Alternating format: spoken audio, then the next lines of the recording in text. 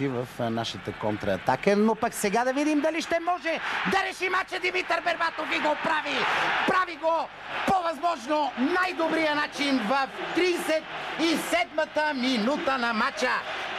Можем да кажем, че Пламен Марков все пак е търпелив човек, прозорлив човек на резервната скамейка. Макар че смяната изглеждаше повече от неизбежна в първите 20 на минути, Пламен Марков прояви търпение и Димитър Бербатов в 37-та минута взривява трибуните на стадион Васил Левски. 2-0 за България.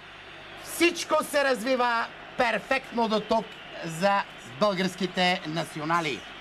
А това, което трябва да отбележим, е наистина 100% ефективност както в извеждащите пасове, така и в стрелбата срещу Стипе Плетикоса.